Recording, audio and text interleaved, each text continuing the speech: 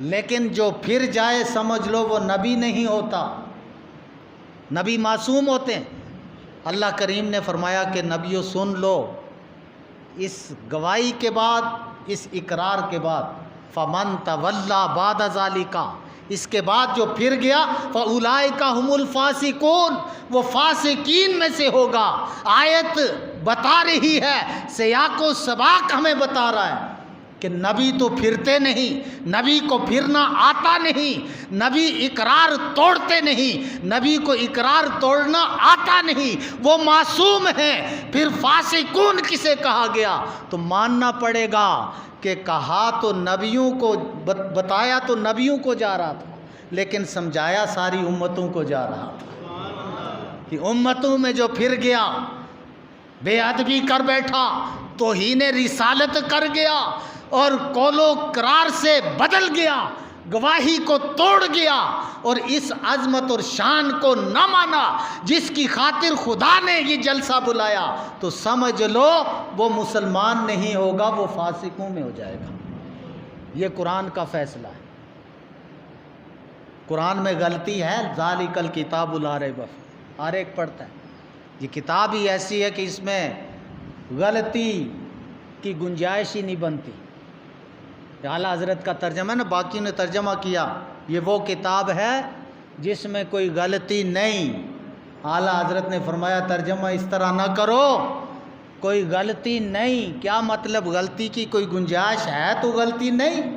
آپ نے فرمایا ترجمہ یہ کرو، یہ وہ عظیم الشان کتاب ہے جس میں غلطی کا تصور نہیں، گنجائش ہی نہیں۔ جہاں کوئی غلطی ہو گنجائش ہی نہیں بنتی، جہاں گنجائش نہ ہو تو زبردستی کچھ جھونکا بھی نہیں جاتا۔ عشق و محبت، اعلیٰ حضرت، عشق و محبت، عشق و محبت، اعلیٰ حضرت، اعلیٰ حضرت، عشق و محبت، عشق و محبت۔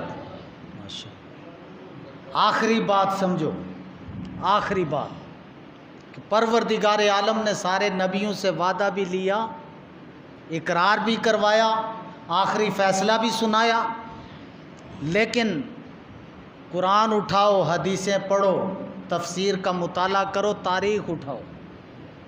جب اللہ نے اس محبوب رسول کو بھیجا تو ایسے وقت میں بھیجا کہ اس وقت کوئی رسول موجود نہیں تھا، اس وقت بھی موجود نہیں تھا، آپ کے بعد قیامت تک کوئی رسول موجود نہیں۔ یہ اللہ کے محبوب کی شان دیکھو، عیسیٰ علیہ السلام کو آسمانوں پر اٹھائے ہوئے 650 سال کا عرصہ گزر چکا تھا، ایسے زمانے کے اندر اللہ نے اپنے محبوب کو آمنہ کے گھر میں تخلیق فرمایا رضی اللہ تعالیٰ۔ اب نبی مدد کیسے کریں؟ نبیوں کو تو حکم تھا تم نے ضرور تاکیداً لا تؤمنن، یہ شاہ صاحب سمجھتے ہیں لام بھی تاکید کا، نون بھی تاکید کا، ڈبل تاکید ہے، تم نے ضرور بھی ضرور ایمان بھی لانا ہے، وَلَا تَنْصُرُنَّ، یہاں بھی وہی دونوں تاکیدیں، تمہیں ضرور بھی ضرور میرے محبوب کی مدد بھی کرنا ہے۔ یا اللہ 650 سال ہو گئے، دنیا میں کوئی نبی نہیں، آمنہ کا لال اب آیا، آدم علیہ السلام کیسے ایمان لائیں گے، کیسے مدد کریں گے؟ عیسیٰ علیہ السلام تک انبیاء کیسے ایمان لائیں گے، کیسے مدد کریں گے؟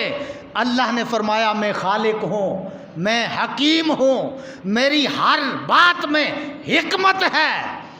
محبوب اتنا عظیم بھیجا ہے کہ پھر نبیوں کو شب معراج میں بھیج کر ایمان سلامت رکھاؤں گا۔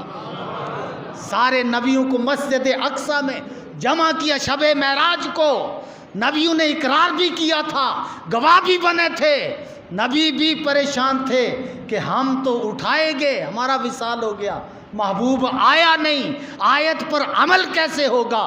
اللہ کریم نے فرمایا تم نبی میرے ہو، اہتمام انتظام میں کروں گا۔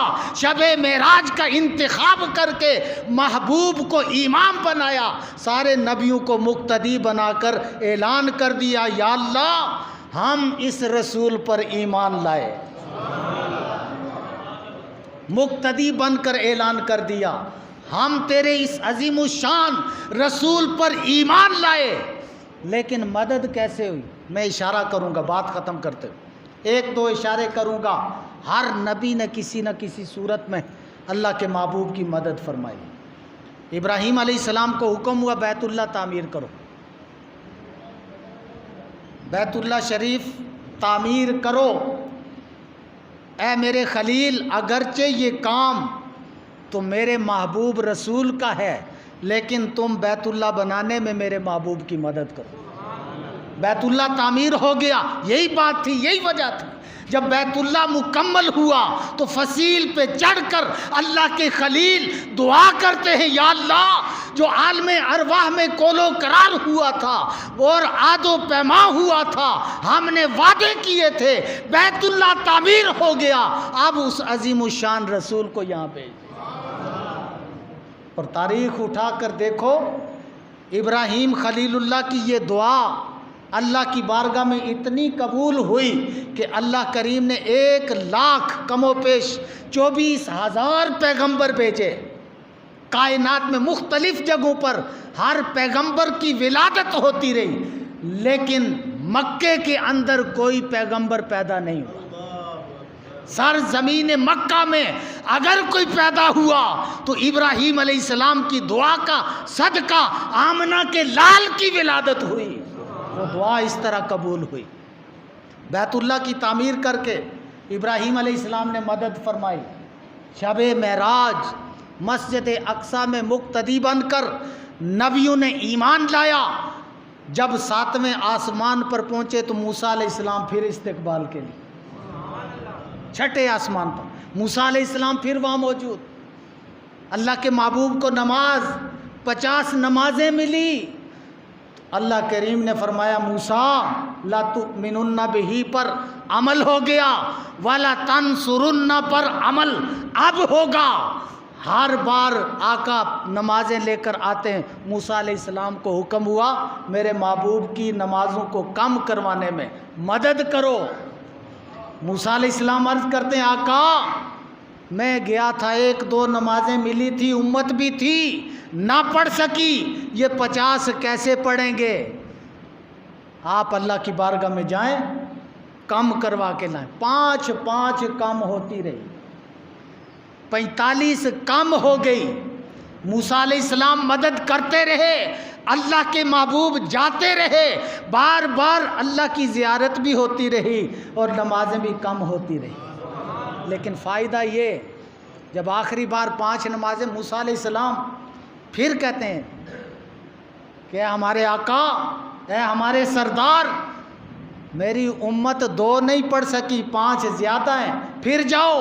اللہ کے محبوب نے فرمایا میری امت گئی گزری نہیں، اے موسیٰ اب 5 رہ گئی۔ بار بار اللہ کی بارگاہ میں جاتے ہوئے مجھے حیا آتا ہے، اللہ نے اتنا کرم کر دیا کہ محبوب 50 سے 5 رکھ دی، جو 5 پڑھے گا ثواب 50 کا ہی دوں گا۔ اس طرح نبیوں نے مدد بھی فرمائی اور نبی ایمان بھی لے آئے۔ یہ پورا مہینہ علماء ذکر کرتے رہیں گے، انشاءاللہ میلاد کا ذکر ہوتا رہے گا۔ اللہ تعالی ہم سب کی حاضری کو قبول فرمائے۔